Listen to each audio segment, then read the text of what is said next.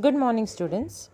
I welcome you all to Agricultural Development Trust, Shardabai Pawar, Mahila Arts, Commerce and Science College, Sharda Nagar, Baramati. Good morning, students. Last period we studied about new economic policy, its features. Now we'll come to the last chapter in economics, that is economic planning in India.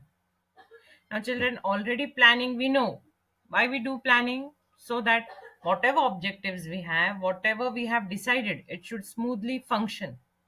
There should be no obstacles. That's why do we planning. So same year, Government of India has planned something. Why? To improve our economic conditions, say, or we should have an economic growth and development.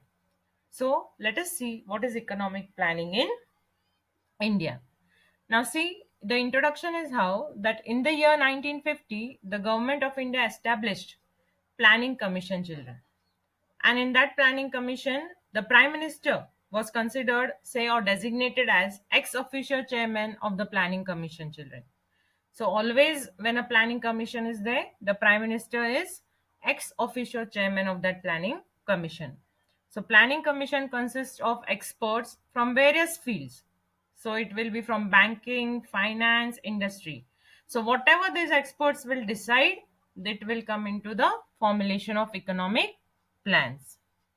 So, now the first thing what they wanted to collect information or decide on Bombay Plan, People's Plan and Gandhian Plan.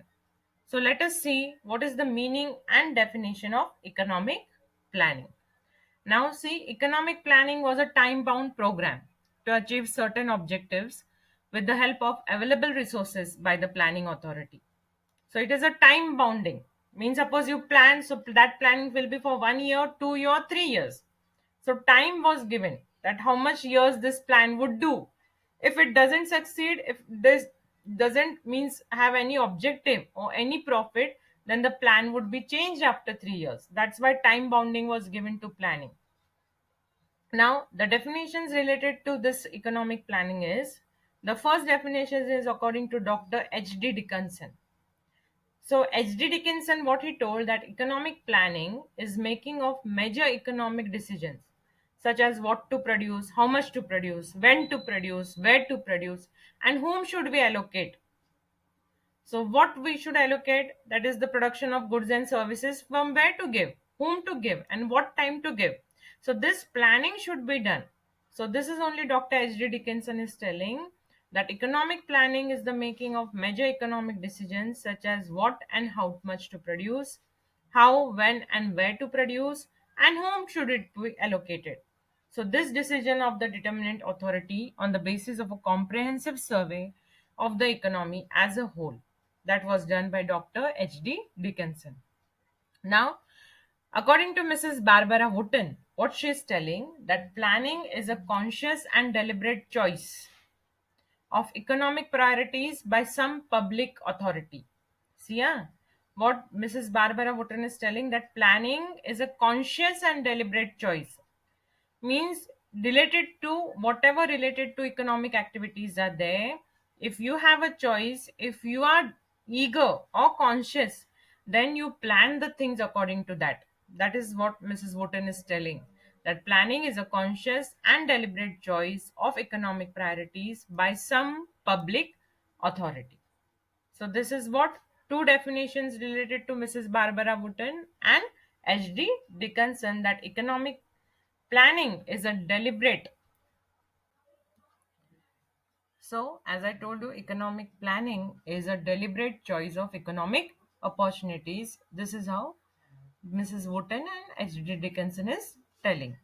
Now, come to our next point, that is features of economic planning. So, today we'll study only four features regarding economic planning. So, the first feature of economic planning is Central Planning Authority. Now, Central Planning Authority in a country undertakes economic planning. So, in India, this Central Planning Authority is called as Planning Commission, and it has been replaced by National Institution for Transforming India, that is Niti Aayog, since 2012. 2015. See, Central Planning Authority was there to formulate policy, that means of economic planning. So that economic planning was called as Planning Commission in India. But then afterwards it was replaced by national institution, and then now this planning is called as Niti Aayog from 2015. That is, economic planning is replaced as Niti Aayog since 2015, children. Then the second one feature is a survey. Now, survey means what? We study something, we do research. That is the meaning of survey. So, survey is what? A comprehensive survey of the economy is undertaken regarding the availability and utilization of human and natural resources, children. So, research was done that how much things or how much resources or how much natural, say, natural resources or raw materials are used by human being. So that research was done that in human being how much he utilizes the resources, how much availability of raw materials is there.